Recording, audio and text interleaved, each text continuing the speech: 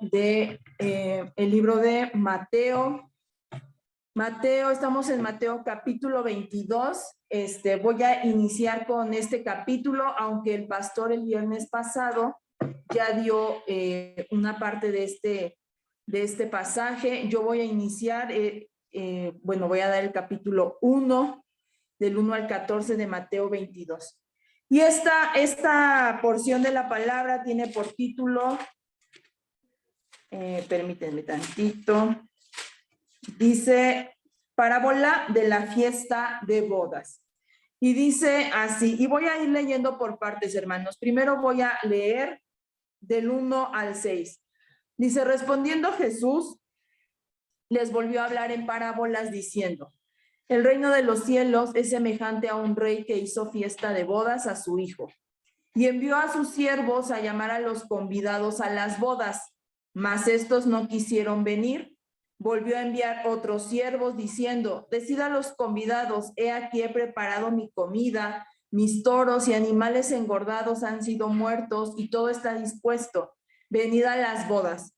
Mas ellos, sin hacer caso, se fueron, uno a su labranza y otro a sus negocios, y otros tomando a los siervos, los afrentaron y los mataron. Y bueno, hermanos, pues esta parábola es como la tercera parábola que hizo Jesús en este lapso. Ya vimos 3 parábolas que podríamos decir que las dijo como continuas.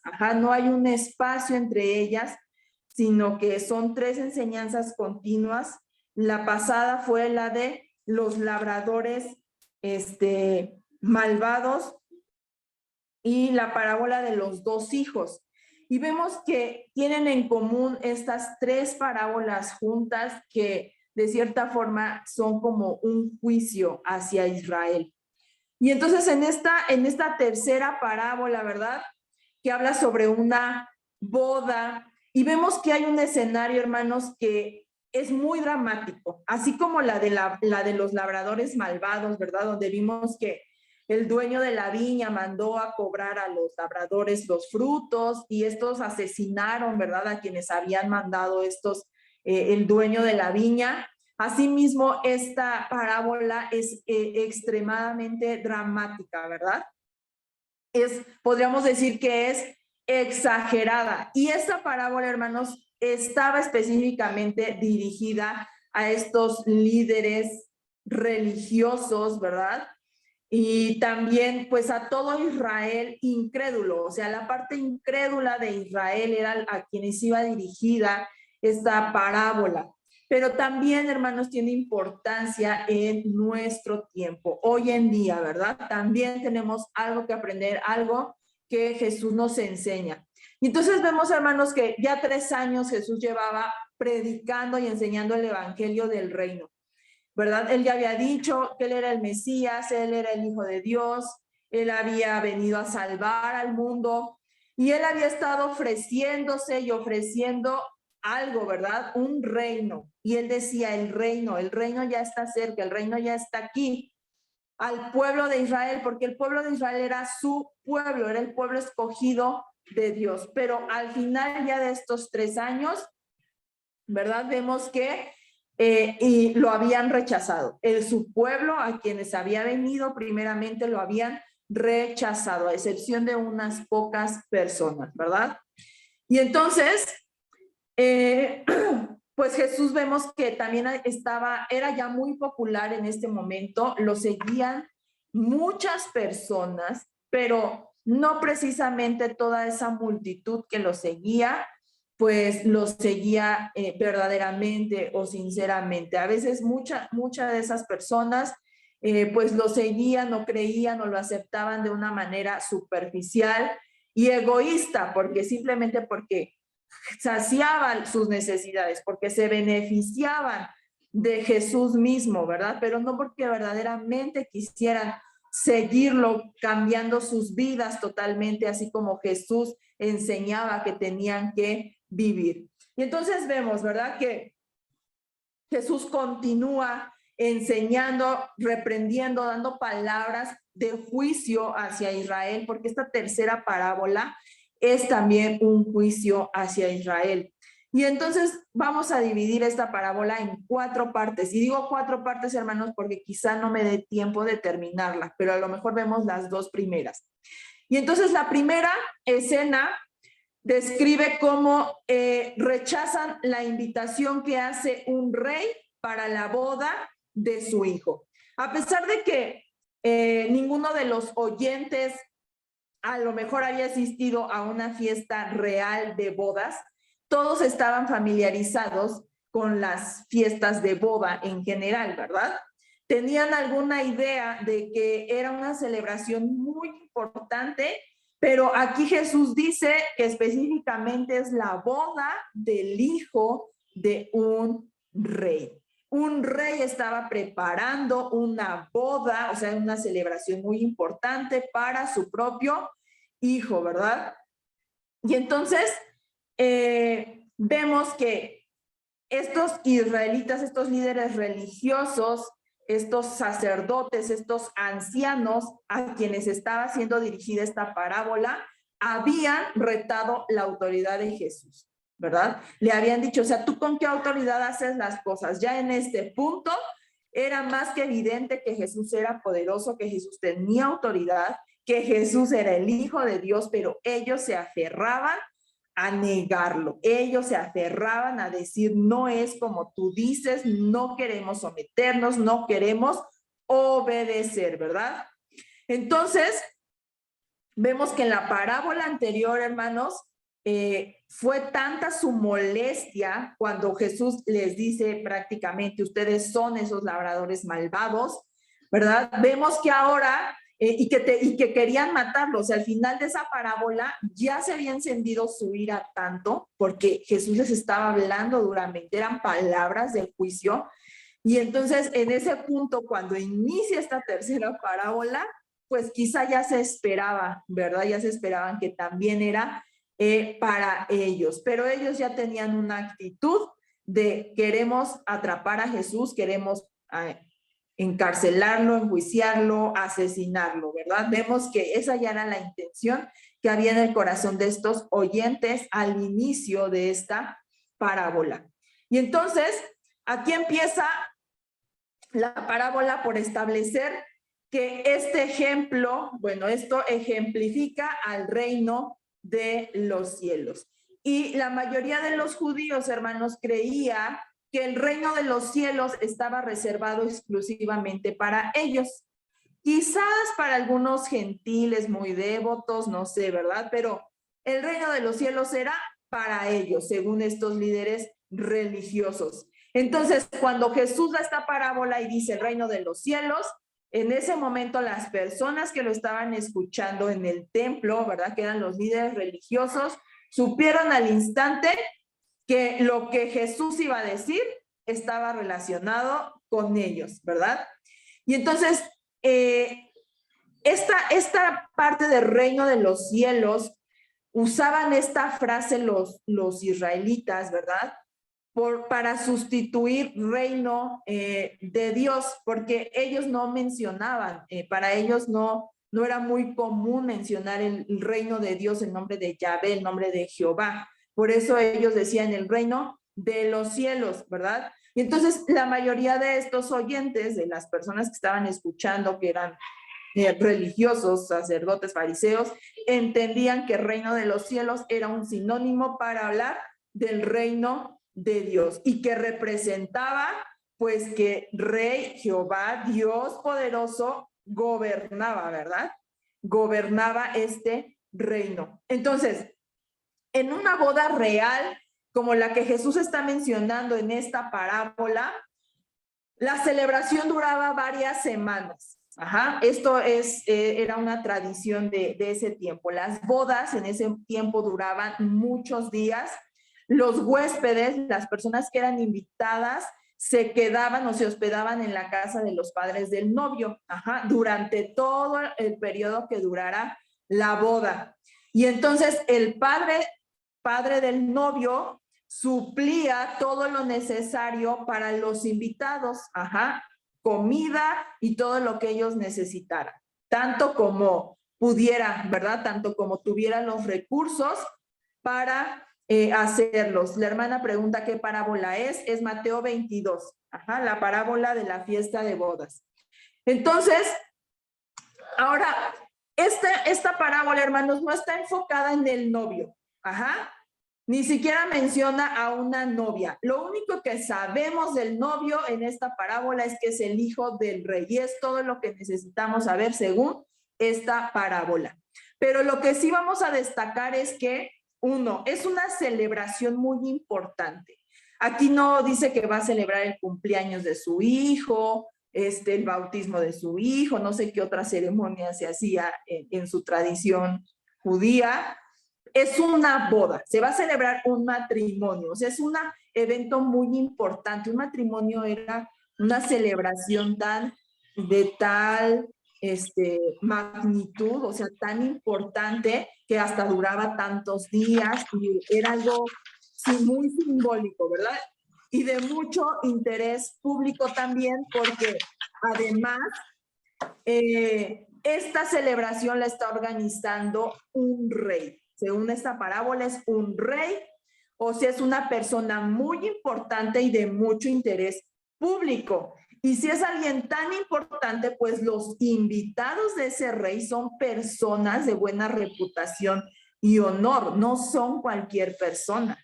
O sea, los invitados de un rey, tú cuando haces una celebración, las personas que nunca pueden faltar, pues son tus parientes, tu familia, ¿verdad? Entonces, si él es un rey, pues los principales invitados son personas de honor.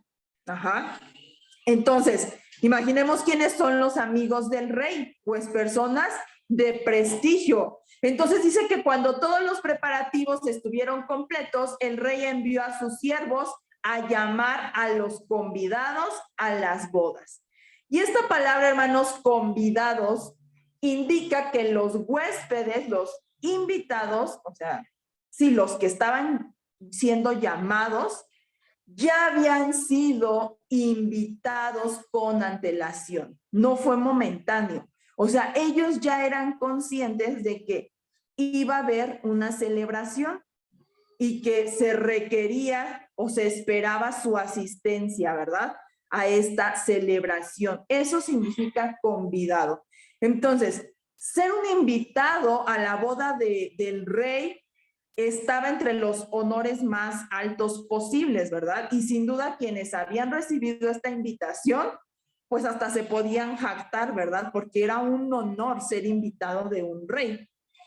Entonces, es incomprendible, es inconcebible, es por eso que es hasta exagerado en esta parábola que cuando los mandan a llamar para que asistieran, ellos no quisieran venir, ¿verdad?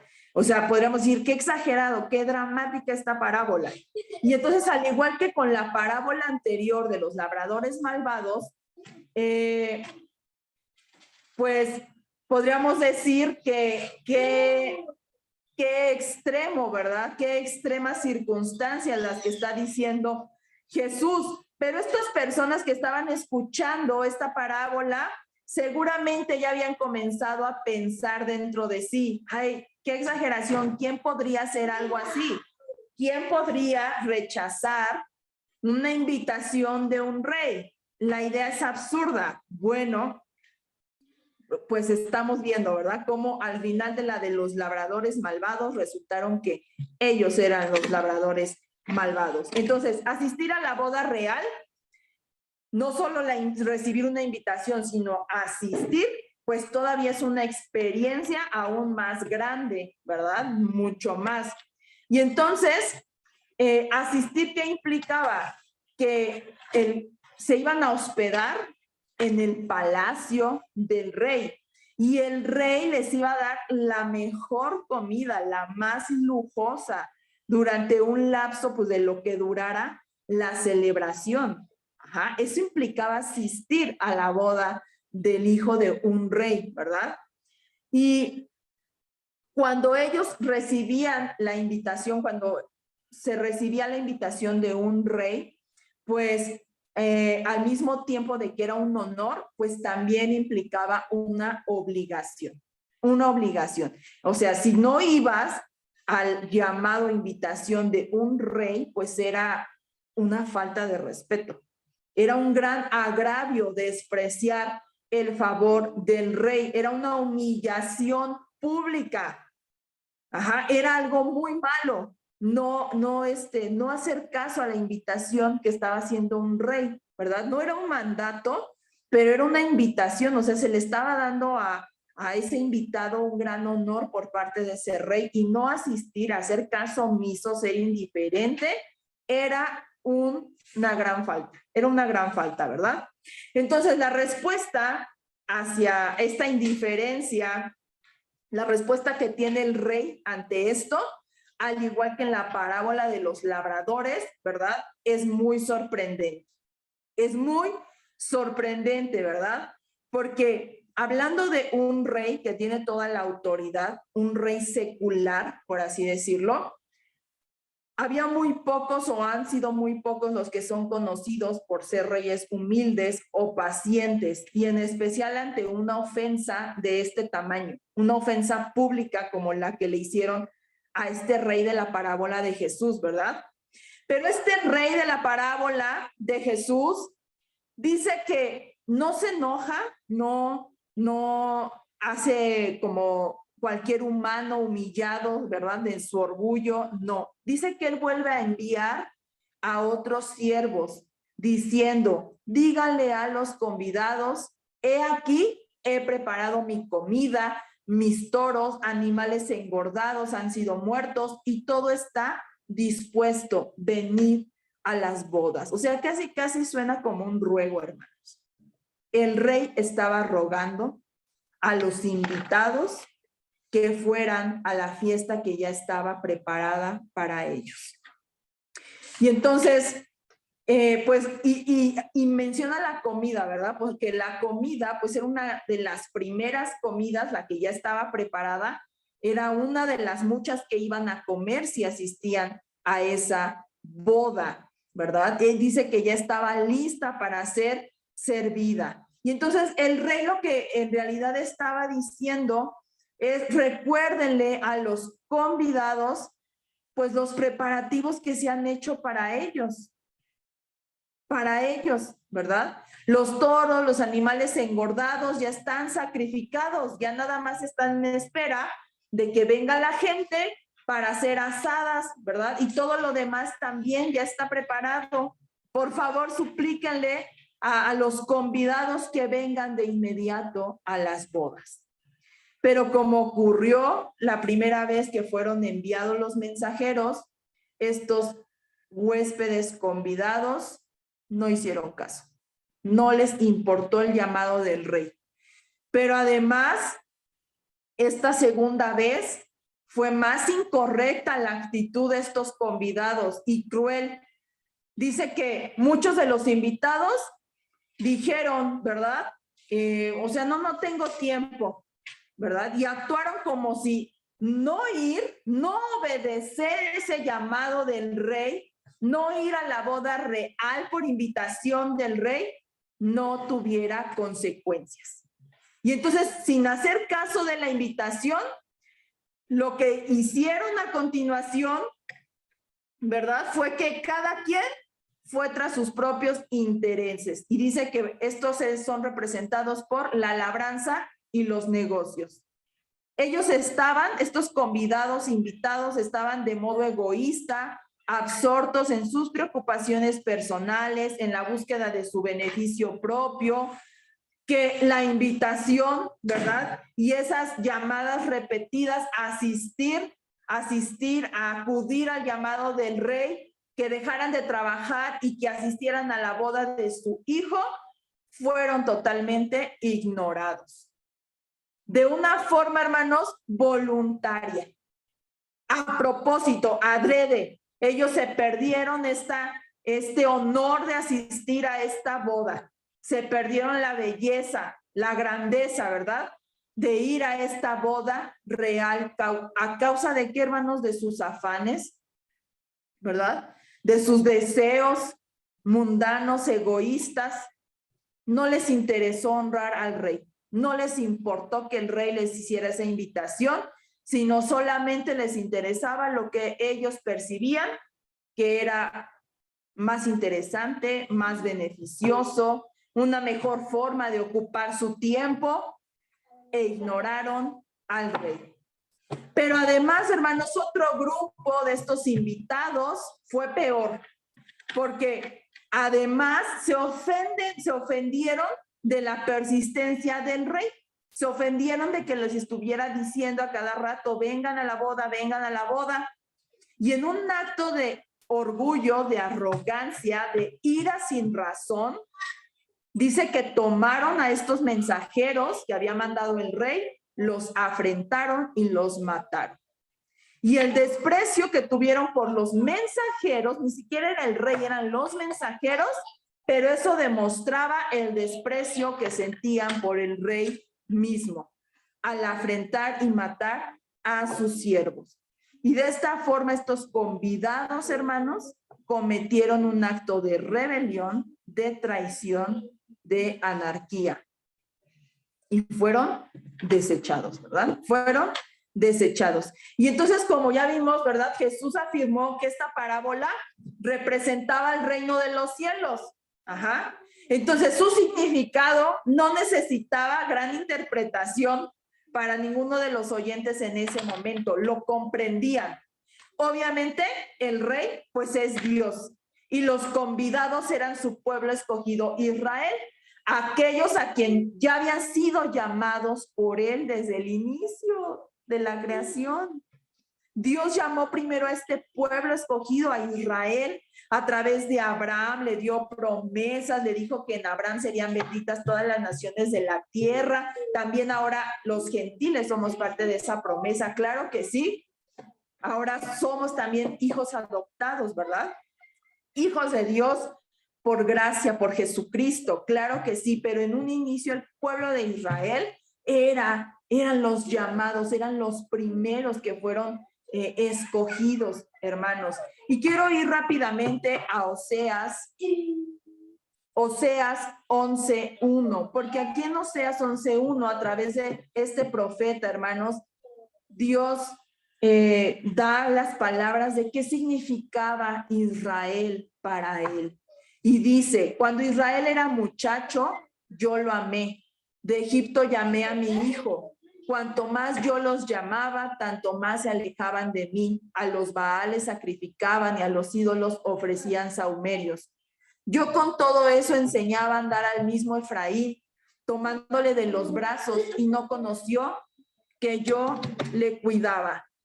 Con cuerdas humanas los atraje, con cuerdas de amor, y fui para ellos como los que alzan el yugo de sobre su cerviz, y puse delante de ellos la comida. No volverá a tierra de Egipto, sino que el asirio mismo será su rey, porque no se quisieron convertir. Caerá espada sobre sus ciudades y consumirá sus aldeas. Las consumirá a causa de sus propios consejos. Entre tanto, mi pueblo está adherido a la rebelión contra mí. Aunque me llaman el Altísimo, ninguno absolutamente me quiere enaltecer. Y aquí a través de este profeta podemos ver qué era Israel, cómo Dios percibía a su pueblo, ¿verdad?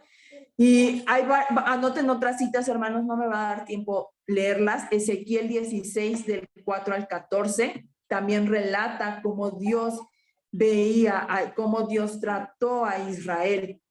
En Amos 3:2, y este sí lo voy a citar, dice, a ustedes solamente he conocido de todas las familias de la tierra. O sea, el pueblo de Israel era la familia que Dios dice que solo a ellos los había conocido, eran su pueblo, eran como su familia. Eran estos convidados que decidieron ignorar esa invitación del rey, ¿verdad? Entonces, la fiesta de bodas, hermanos, representaba la bendición prometida de Dios para Israel. Y esta es una figura que era totalmente comprendida por todos los que estaban escuchando en ese momento esta parábola que Jesús estaba diciendo. Los siervos que Dios envió para que llamaran una y otra vez a los que habían sido invitados, pues hay muchos, vemos a través de la palabra, muchos de profetas que hablaron por Dios. Juan el Bautista, el último profeta, ¿verdad? Habló también. Jesús mismo, en su ministerio de predicación y enseñanza, también los llamaba. Los apóstoles que quedaron, ¿verdad? Cuando parte Jesús, fueron y predicaron este mensaje, ¿verdad? Y muchos profetas del Antiguo Testamento, y etcétera, etcétera, ¿verdad? Este mensaje del Evangelio, recordemos, todo lo que hablaron pertenece a este Hijo del Rey, a Jesucristo, ¿verdad? Entonces Dios estaba diciendo a los israelitas, que eran sus convidados previamente, que habían sido previamente invitados, lo mismo que había declarado desde el cielo Dios cuando Jesús se bautizó.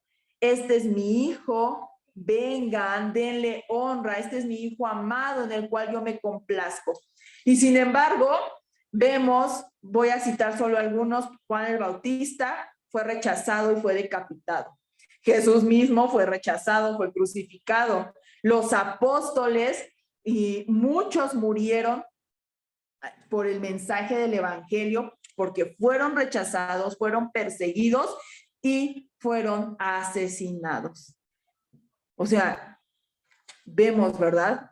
Como Jesús está diciendo, ustedes son esos convidados malvados que no quisieron ir a asistir, ya acudir al llamado, a la boda de verdad de mi hijo. Entonces, estos convidados indiferentes en esta parábola representan a las personas que están preocupadas con la vida diaria y las actividades personales. Básicamente son aquellos de mente secular que solo están interesados en el aquí y el ahora y que no tienen interés en las cosas espirituales y por lo tanto mucho menos en las cosas eternas, ¿verdad? Estos convidados indiferentes son los materialistas, cuyo interés principal es acumular cosas. Son los ambiguos, hermanos, los que no, ni están aquí, ni están en el mundo y están con un pie, ¿no? Dependiendo de qué es lo que mejor les beneficia en su momento, en qué pueden sacar provecho. Y generalmente, hermanos, también estos convidados, por lo general, no son antagonistas de las cosas de Dios. O sea, no andan peleándose por refutar la verdad de Dios. Simplemente son indiferentes. No tienen tiempo para Dios. No tienen tiempo para que alguien les hable de Dios. No tienen tiempo, no tienen interés. Ajá. Y entonces, quienes son activamente hostiles al evangelio hoy en día, por lo general son personas relacionadas a la religión falsa, ¿verdad? Y esto incluye muchas formas de religión falsa. Por ejemplo, las ideas humanistas de hoy en día que actúan bajo apariencia de filosofía, de misticismo, de ciencia. Ajá. Por eso, hermanos, y ojo, y esto es muy importante, porque el sistema mundial del anticristo del que habla la Biblia es por eso que va a ser, según lo dice la escritura, un sistema religioso, no secular. Y no secular. Y esto es lo que más se opone a Dios, es lo que más se opone al reino de Dios. Y entonces, podrá haber quienes digan en esta parábola, ay, pero es que Dios solo hizo 2 llamados. Si hubiera mandado más veces a más siervos, quizás se hubieran atendido el llamado del rey. La culpa es del rey, ¿verdad? El propósito, hermanos, de que Dios llamara 2 veces a los convidados, porque a la primera cualquier rey tendría la autoridad de decir, pues, vámonos, asesínenlos por haber sido rebeldes. Pero el propósito de que llamó 2 veces a los convidados, esto nos enseña la paciencia compasiva de Dios. ¿Cuánta es la tolerancia de Dios incluso para quienes lo rechazan? Ajá. Así como también su buena voluntad para llamar una y otra vez a Israel, porque recordemos, ¿verdad? Que está hablándole a los israelitas. Tal como como todo aquel que es llamado a compartir el evangelio, todos somos llamados a compartir el evangelio, lo tenemos que hacer una y otra vez y seguramente muchos van a rechazar, ¿verdad? Van a rechazarlo, pero nosotros estamos llamados a una y otra vez seguir compartiéndoles del evangelio. Jesús mismo durante 3 años nunca se cansó de hablarles la verdad, de hablar, hasta que fue a morir, y aún en la cruz, hermanos, oró por todos esos que lo estaban crucificando, pidió por ellos, intercedió por ellos, hasta el último aliento de vida que tuvo, ¿verdad?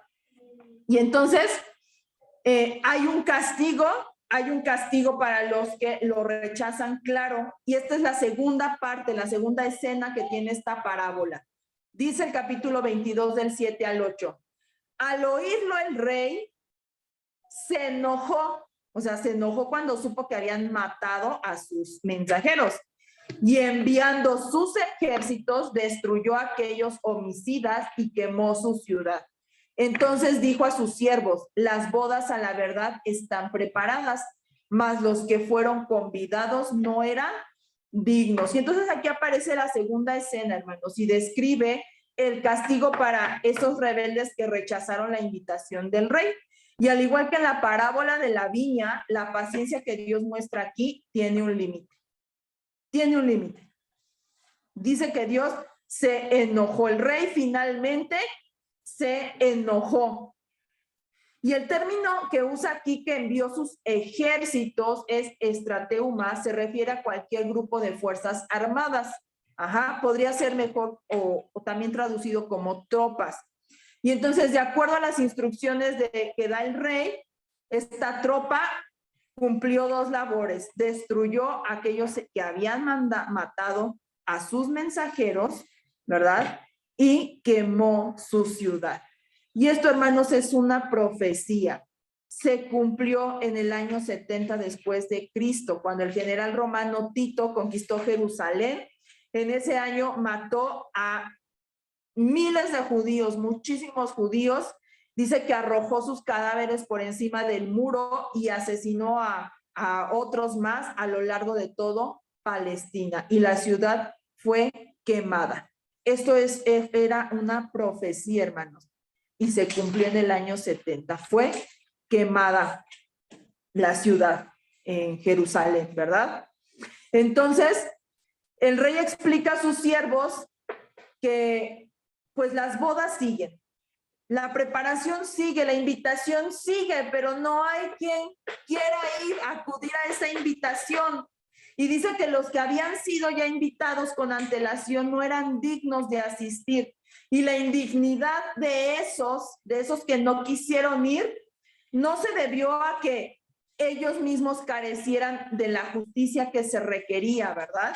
Porque tampoco la invitación original ni los llamados después, o sea, las 2 veces que volvió el rey a mandar a llamar, se basaron en que esos convidados tenían un mérito especial. No, esos llamados, esa invitación se basó simplemente y únicamente en que el rey era compasivo, en que el rey tuvo misericordia. Y entonces, irónicamente, hermanos, el rey dice: pero no son dignos, porque esos convidados rechazaron una invitación que de ninguna manera se habían ganado. Ellos no hicieron nada, hermanos.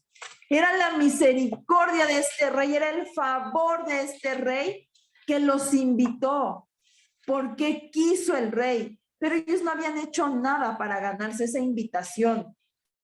Así como los que después fueron invitados, hermanos, tampoco hicieron nada para ganarse esa invitación. Fue por pura misericordia del rey. Y quiero que entendamos esto.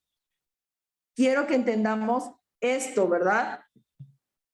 Entonces, lo que hace que una persona sea digna de recibir la salvación no es alguna clase de bondad humana o algún logro religioso o espiritual, sino simplemente que acepte la invitación que Dios le hace de recibir a su Hijo Jesucristo como su Señor y Salvador.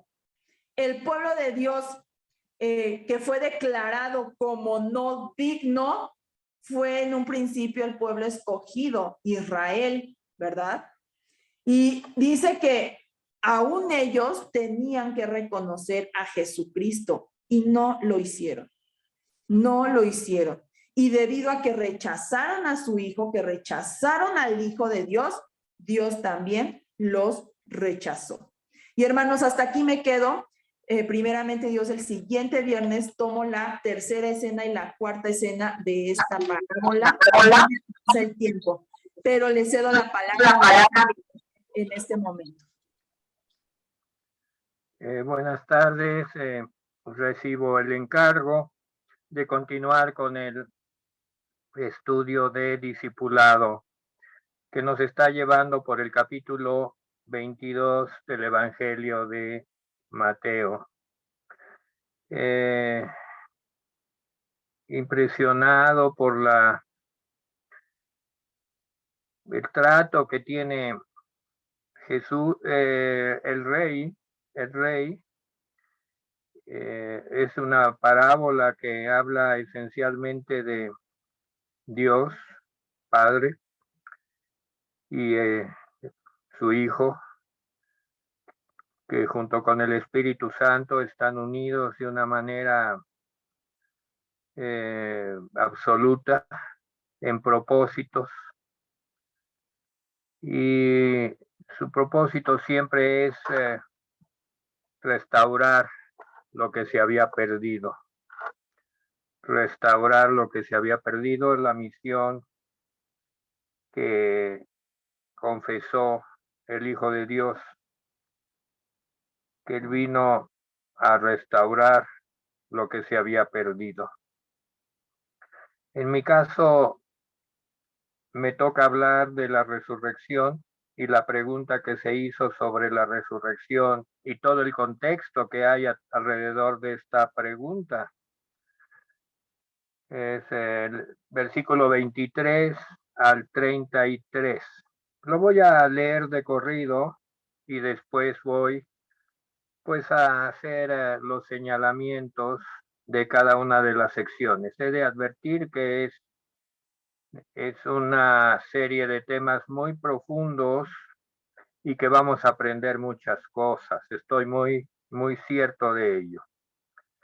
Dice el versículo 23, aquel día vinieron a él los saduceos, a Jesús, vinieron a Jesús los saduceos que dicen que no hay resurrección y le preguntaron, diciendo, Maestro, Moisés dijo, si alguno muriere sin hijos, su hermano se casará con su mujer y levantará descendencia a su hermano. Hubo pues entre nosotros 7 hermanos. El primero se casó y murió, no teniendo descendencia, y dejó su mujer a su hermano. De la misma manera también el segundo y el tercero hasta el séptimo. Entonces murió también la mujer. En la resurrección, pues, ¿cuál de los 7 será? ¿Cuál de los 7 será ella mujer? Y que, ya que todos la tuvieron. Entonces respondiendo Jesús les dijo, erráis ignorando las escrituras y el poder de Dios. Porque en la resurrección ni se casarán ni se darán en casamiento, sino serán como los ángeles de Dios en el cielo. Pero respecto a la resurrección de los muertos, ¿no habéis leído lo que os fue dicho por Dios cuando dijo, yo soy el Dios de Abraham, el Dios de Isaac y el Dios de Jacob? Dios no es Dios de muertos, sino de vivos. Oyendo esto, la gente se admiraba de su doctrina. Vamos, lo leímos muy rápido y vamos a hacer una disección de la porción bíblica. Básicamente, ya Yazaret habló bastante del clima del contexto que enfrentaba Jesús en ese momento. Estaba en Jerusalén, faltaban pocos días y no pocas horas para que Jesús ya estuviera frente a aquellos que lo iban a juzgar y la pasión que él iba a vivir en la cruz del Calvario. Faltaba poco, días, no era mucho, pero en el caminar de Jesús siempre y más en ese tiempo, él iba dejando enseñanzas pues ya muy importantes y no quería dejar nada fuera de las enseñanzas que él nos dejaba. Levantó testigos a los apóstoles, que en este caso Mateo, estamos leyendo los textos que él recopiló, y pues era un contexto de confrontaciones, contencioso, había contiendas entre los grupos del templo y Jesús. En ese momento los apóstoles no figuraban más que como testigos. Entonces podemos ver que él enfrentaba solo a todos esos grupos.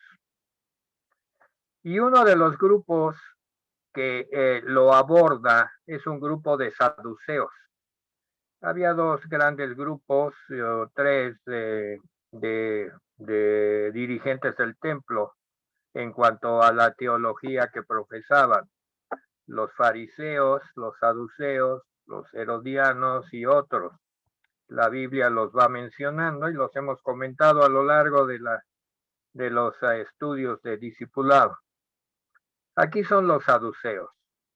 Y es paradójico, contradictorio, que los saduceos, que en su teología negaban la existencia de la resurrección,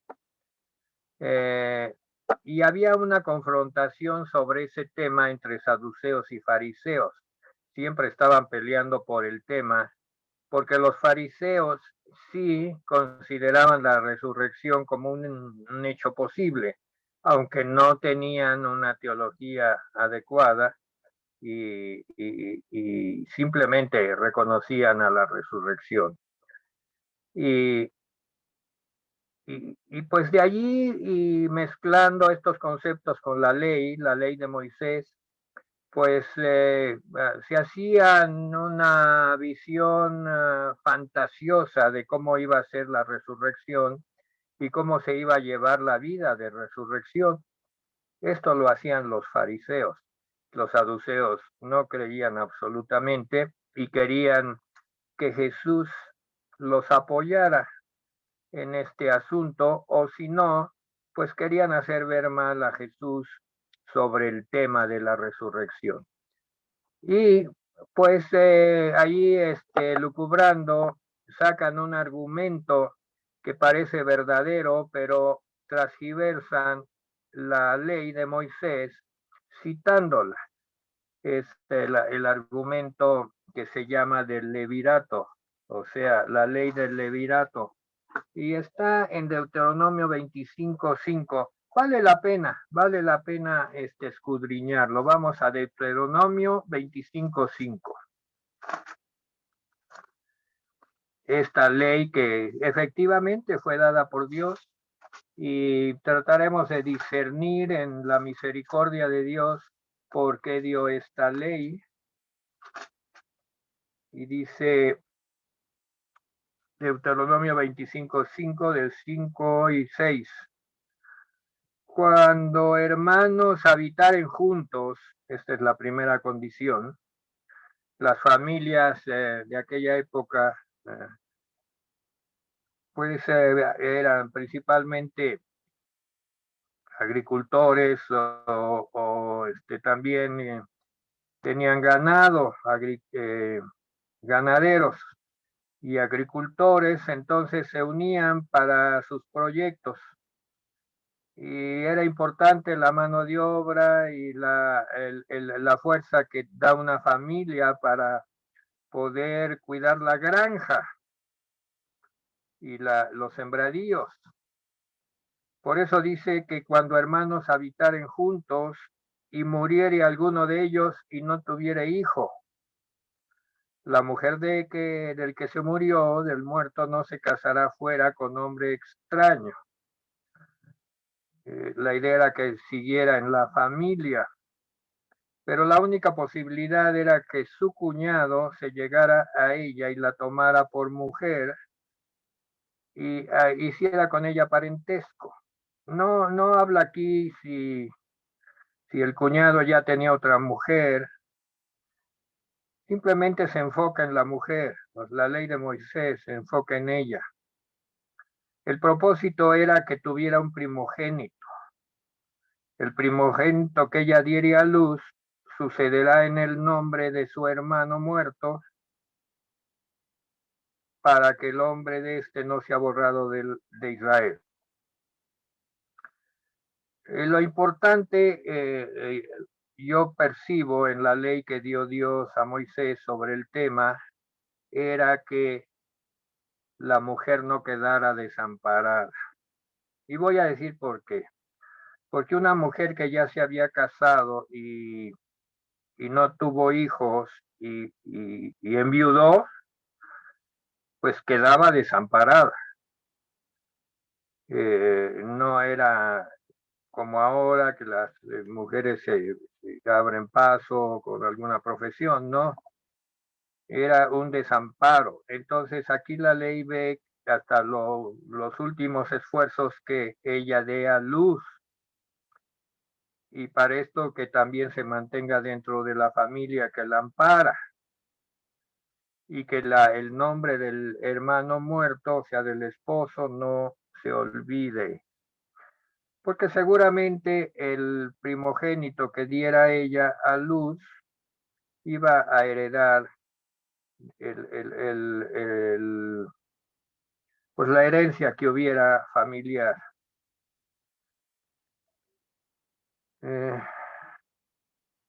Y el nombre del que fallece no será borrado. A Dios le importa eso. Para Dios todos contamos y todos somos importantes. Algunos que hemos tenido pérdidas de hermanos o familia en una edad temprana, pues vemos como un desafío el recuerdo del hermano o de la persona que se fue, pues mucho tiempo antes de lo que Dios nos está dando de vida. Aquí era la ley del levirato, o sea, la ley del cuñado. Levirato es cuñado.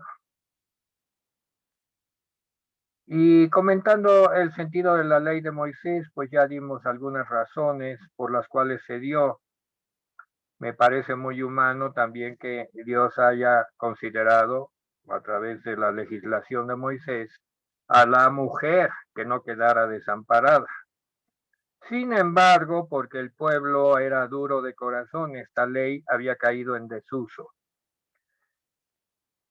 La usan los saduceos para, vamos a llamarle, intelectualmente o a través de una triquiñuela de las que ya hemos analizado, que solían hacer los enemigos de Jesús, querían hacerlo quedar mal.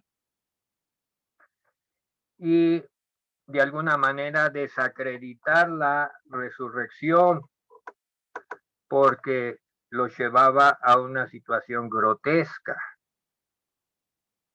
Y no pensaban que Jesús iba a hablar en pro de una situación tan grotesca como le estaban planteando. Que 7 hermanos y todos fueron muriendo y la mujer nunca logró tener un primogénito. Muy grotesco, muy tremendo. Así pues, Jesús contesta, porque eso es lo que realmente nos interesa en el análisis. Jesús les dijo, erráis, versículo 29, erráis, o sea, están equivocados, porque ignoran las escrituras Aquí estaban nada más viendo parte del asunto y lo estaban acomodando a su favor. Por lo tanto, las escrituras tienen que, aquí lo dice Jesús, no nada más tomarse una porción a favor de un argumento que se nos pueda ocurrir.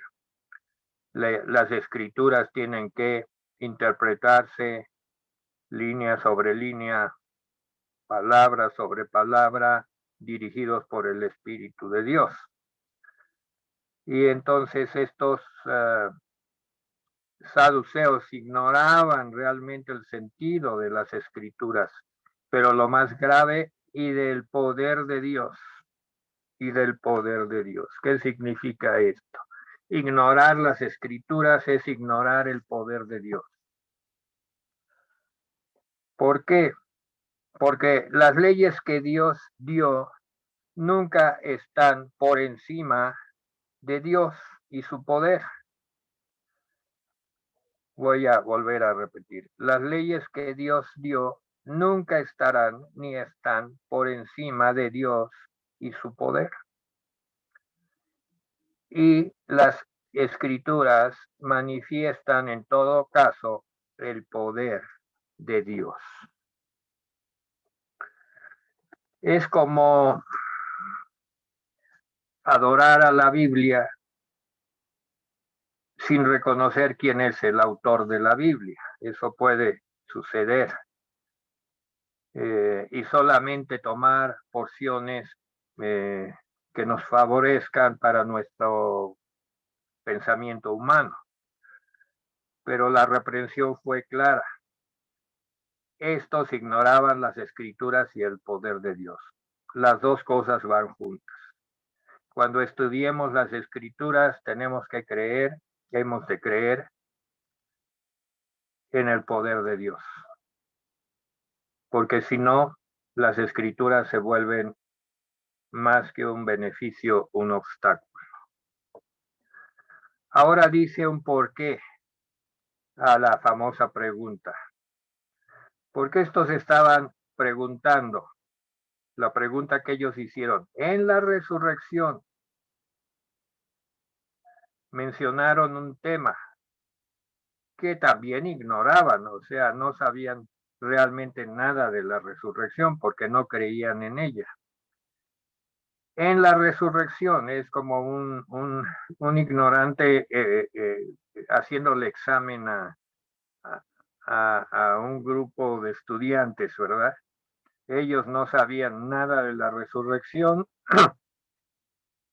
Sin embargo, estaban preguntando sobre la resurrección. Dice, ¿de cuál de los 7 será ella mujer, ya que todos la tuvieron? Aquí habla muy pobremente del concepto de mujer que ellos tenían. Ya por la dirección del Espíritu Santo pudimos discernir por qué Moisés dio esa ley. Y aquí ellos están discerniendo, bueno, que pues esta mujer ya estuvo con todos los 7 hermanos y finalmente no pasó nada en cuanto a que haya tenido hijos. Y en la resurrección dice, pues ¿de quién será? ¿De quién será? Como si fuera una propiedad humana. Para su concepto de aquella época, pues las mujeres eran propiedad. Aquí lo dice claramente. A la visión de este grupo de hombres del templo, la mujer era una propiedad y había que repartírsela. Por eso es que Jesús los reprende y los reprende seriamente, diciendo que ignoraban las escrituras y el poder de Dios, y podíamos decir, y la misericordia de Dios y el amor de Dios. Y da una aclaración Jesús que pues ha causado revuelo en la interpretación de la Biblia en muchos grupos. Y dice el versículo 30, porque en la resurrección ni se casarán, ni se darán en casamiento, sino serán como los ángeles de Dios en el cielo.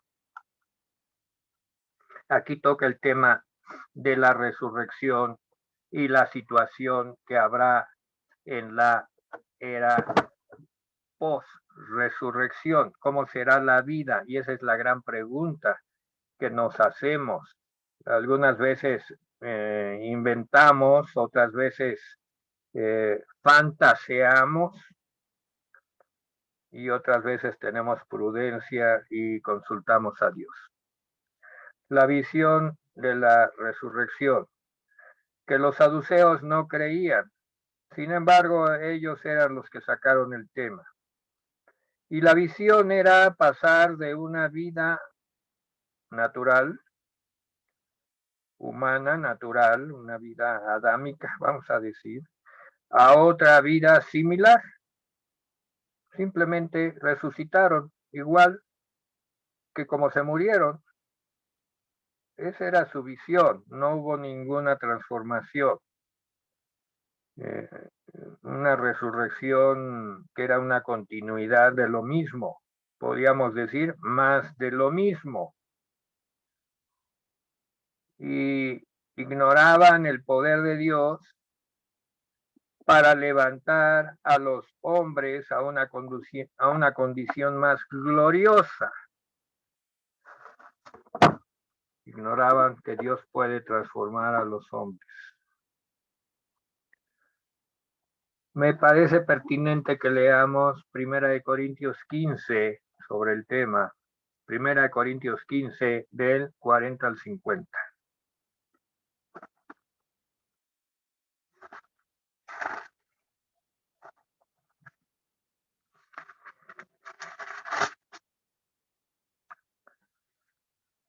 El Señor le da una gran revelación, una revelación muy detallada al apóstol Pablo. Y dice, hay cuerpos celestiales y cuerpos terrenales. 1 Corintios 15, 40. Hay cuerpos celestiales y cuerpos terrenales, no son lo mismo. Pero una es la gloria de los celestiales y la otra de los terrenales. Dios manifiesta su gloria tanto en la creación terrenal, en un venado, en un elefante, en una jirafa o en un hombre, porque son seres creados por Dios y tienen su gloria, pero hay gloria en los cuerpos celestiales. Versículo 41. Una es la gloria del sol, otra la gloria de la luna y otra la gloria de las estrellas, pero una estrella es diferente a otra en gloria. Así también es la resurrección de los muertos, pues se siembra en corrupción, resucitará en incorrupción. Se siembra en deshonra, resucitará en gloria. Se siembra en debilidad, resucitará en poder. Y yo estoy encuadrando aquí a la mujer. No, yo no estoy mirando a los saduceos ni a los 7 hermanos que poseyeron a la mujer como una mercancía que se reparte. Estoy pensando en la mujer.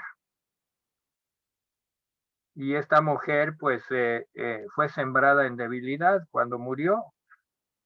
Pero si fue una mujer que buscaba de Dios, el Dios de Moisés, el Dios de Abraham, de Isaac, el Dios todopoderoso, pues va a resucitar en poder. Se siembra cuerpo animal, resucitará cuerpo espiritual. Hay cuerpo animal y hay cuerpo espiritual. Así también está escrito, fue hecho el primer hombre Adán, alma viviente, y el postrer Adán, espíritu vivificante. No tenemos tiempo de entrar a profundidad, pero lo que nos está hablando aquí es que pues Dios tiene el poder para compartir su gloria con quien Él quiere.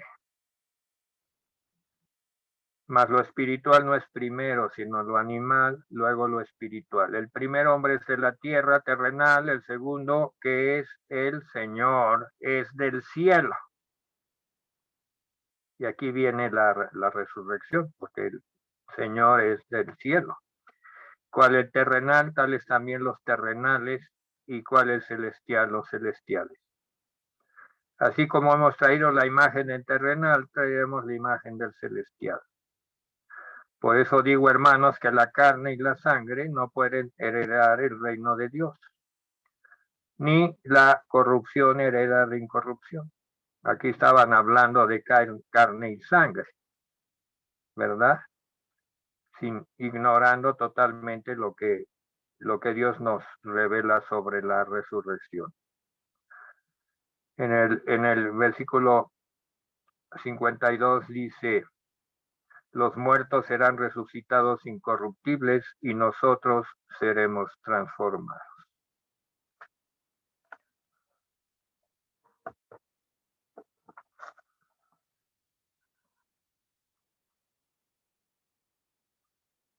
Y aquí dice que serán como los ángeles. Esa es otra aseveración de Jesús que es mal interpretada por falta de entendimiento.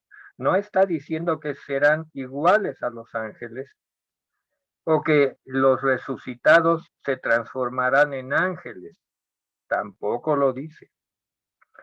Hay una área en que hay interpretación y es que las relaciones se mantendrán de alguna forma, que no hay detalles, pero el sentir será de bienaventuranza y perfecta comunión. Y la pregunta es, ¿habrá matrimonios en el cielo? Dejo un silencio y contesto, sí. Habrá matrimonio entre Cristo y su esposa. Ese es el único matrimonio que existirá en el cielo. Ninguna relación humana eclipsará nuestra relación con Dios. Todas las relaciones humanas que tengamos en el cielo servirán para realzar nuestra relación con Dios. Probemos en nuestra vida presente cómo estamos. Hay relaciones que están ocupando el lugar que solo a Dios le corresponde. Júzgate a ti mismo. Pídele dirección al Señor. Ora, arrepiéntete. Y pídele al Señor su dirección. Pero en cuanto a la autoridad en la sociedad de los resucitados, no hay duda. La autoridad solo es Dios. Termino con esta frase y vamos a meditarla, porque ese es el título del estudio. Lo muerto puede haber tenido un creador, pero nada más. Pero solo lo vivo tendrá un Dios eterno. Así pues, Dios no es Dios de muertos. Dios es Dios de vivos. Para que podamos sentir que Dios nos llevará juntos a la eternidad con Él, tenemos que buscar la vida eterna en Cristo, en nadie más. Ya lo dijo Yazaret con muchos argumentos y lo decimos en cada uno de los estudios. Oremos para terminar. Y recordemos que Jesús usó el ejemplo de Abraham y diciendo que pues es Dios de Abraham, de Isaac, de Jacob, porque están vivos. Si estuvieran muertos, no sería Dios de ellos. Están vivos, los vamos a ver. Esa es nuestra esperanza. Vamos a convivir con ellos. Las relaciones allá pues serán cristocéntricas como nuestra vida lo es acá. Bendito Dios, gracias por este tiempo en que hemos podido discernir las profundidades, Señor, de tus revelaciones. Nos las has dado a humanos, Señor, pero por medio de tu Espíritu Santo podemos atrevernos a interpretar. Te pedimos, Señor, que tu palabra tenga el poder para transformar las vidas y que lo tiene. Y aquellos que desean en su corazón ser transformados para formar parte de tu reino. Buscamos, Señor, en nuestra vida actual la conducción a través del Espíritu Santo para no extraviarnos. Sentimos la gloria de tu presencia cada día más cerca, Señor. Ya está en nuestras vidas.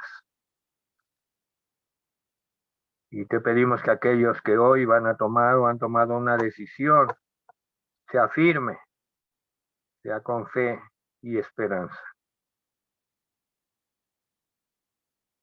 Te damos gracias, Señor, porque tú has estado con nosotros y te estás y estarás por la eternidad. En el nombre de Jesús. Amén.